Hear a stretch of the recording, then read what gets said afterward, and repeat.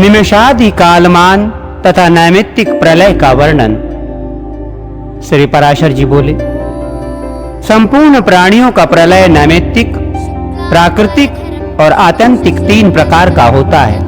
उनमें से जो कल्पांत में ब्राह्म प्रलय होता है वो नैमित्तिक, जो मोक्ष नामक प्रलय है वो आत्यंतिक, और जो 2 परार्ध के अंत में होता है वो प्राकृत प्रलय कहलाता है। श्री मैत्रेय जी बोले, भगवान आप मुझे परार्ध की संख्या बतलाइए जिसको दूना करने से प्राकृत प्रलय का परिमाण जाना जा सके।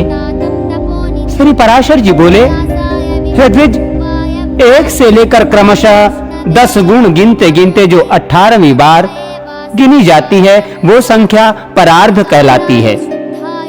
हे द्विज, इस परार्ध की दूनी संख्या वाला प्राकृत प्रलय है। उस समय ये संपूर्ण जगत अपने कारण अव्यक्त में लीन हो जाता है। मनुष्य का निमेष ही एक मात्रा वाले अक्षर के उच्चारण काल के समान परिमाण वाला होने से मात्रा कहलाता है। उन 15 निमेषों की 1 काष्ठा होती है और 30 काष्ठा की 1 कला कही जाती है। 15 कला 1 नाडिका का प्रमाण है। वो नाडिका 12.5 पल तांबे के बने हुए जल के पात्र से जानी जा सकती है। मगर देशीय माप से वो पात्र जलप्रस्थ कहलाता है।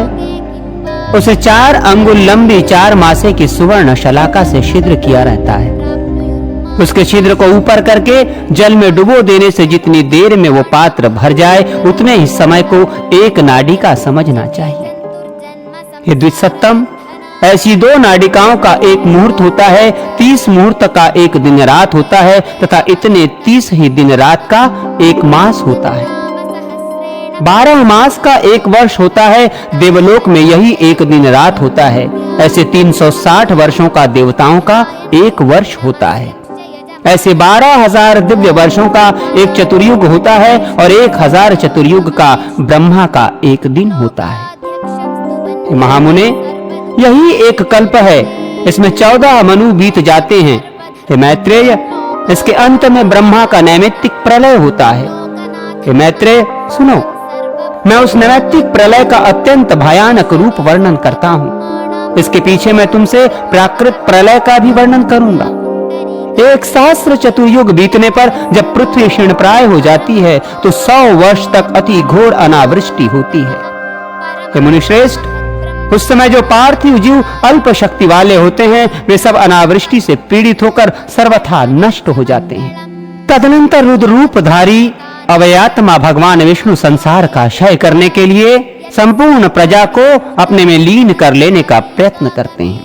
हे मुनि सत्तम, उस समय भगवान विष्णु सूर्य की 7 किरणों में स्थित होकर संपूर्ण जल को सोख लेते हैं। हे मैत्रेय, इस प्रकार प्राणियों तथा पृथ्वी के अंतर्गत संपूर्ण जल को सोखकर वे समस्त भूमंडल को शुष्क कर देते हैं। समुद्र तथा नदियों में, पर्वतीय सरिताओं में, स्रोतों में तथा विभिन्न पातालों में जितना जल है वे सब को सुखा डालते हैं। तब भगवान के प्रभाव से प्रभावित होकर तथा जलपान से पुष्ट होकर वे 7 सूर्य रश्मियां 7 सूर्य हो जाती हैं। हे द्विज, उस समय ऊपर नीचे सबोर दैवीप्यमान होकर वे 7 सूर्य पाताल पर्यंत संपूर्ण त्रिलोकी को भस्म कर डालते हैं। हे द्विज, उन प्रदीप्त भास्करों से दग्ध हुई त्रिलोकी पर्वत, नदी और समुद्रादि के सहित सर्वथा नीरस हो जाती है। उस समय संपूर्ण त्रिलोकी के वृक्ष और जलादि के दग्ध हो जाने से ये पृथ्वी कछुए की पीठ के समान कठोर हो जाती है।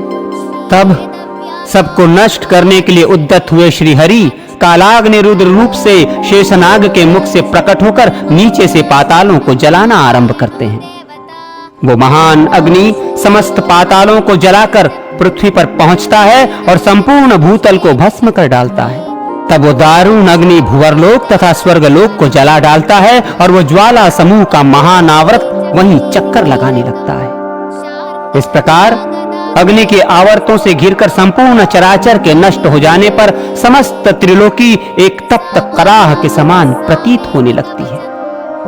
हे महामुने, तदनंतर अवस्था के परिवर्तन से परलोक की चाह वाले भुवरलोक और स्वर्गलोक में रहने वाले मनवादी अधिकारीगण अग्नि ज्वाला से संतप्त होकर महरलोक को चले जाते हैं। किंतु वहां भी उस उग्र काला नल के महाताप से संतप्त होने के कारण वे उससे बचने के लिए जनलोक में चले जाते हैं। हे मुनिश्रेष्ठ, तदनंतर रुद्र रूपी भगवान विष्णु संपूर्ण संसार को दग्ध करके अपने मुख निश्वास से मेघों को उत्पन्न करते हैं। तब विद्युत से युक्त भयंकर गर्जना करने वाले गज समूह के समान बृहदाकार संवर्तक नामक घोर मेघ आकाश में उठते हैं। उनमें से कोई मेघ नीलकमल के समान श्याम वर्ण, कोई कुमुद कुसुम के समान श्वेत, कोई धूम्र वर्ण और कोई पीत वर्ण होते हैं। कोई गधे के से वर्ण वाले, कोई लाख के से रंग वाले, कोई वैंडूर्य मणि के समान और कोई इंद्रनील मणि के समान होते हैं। कोई शंख और कुंद के समान श्वेत वर्ण, कोई जाति चमेली के समान उज्जवल और कोई कज्जल के समान श्याम वर्ण, कोई इंद्रगोप के समान रक्त वर्ण और कोई मयूर के समान विचित्र वर्ण वाले होते हैं। कोई गेरू के समान, कोई हरिताल के समान और कोई महामेघ नीलकंठ के पंख के समान रंग वाले होते हैं। कोई नगर के समान, कोई पर्वत के समान, कोई कुटागार ग्रह विशेष के समान बृहदाकार होते हैं तथा कोई पृथ्वी तल के समान विस्तृत होते हैं।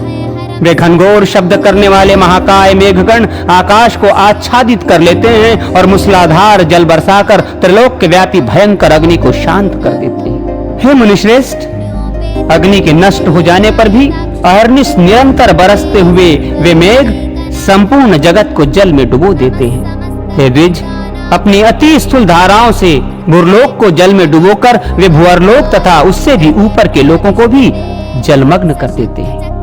इस प्रकार संपूर्ण संसार के अंधकार में हो जाने पर तथा संपूर्ण स्थावर जंगम जीवों के नष्ट हो जाने पर भी वे महामेघ 100 वर्ष के अधिक काल तक बरसते रहते हैं। हे मुनिश्रेष्ठ, सनातन परमात्मा वासुदेव के महात्म से कल्पांत में इसी प्रकार ये समस्त विप्लव होता है।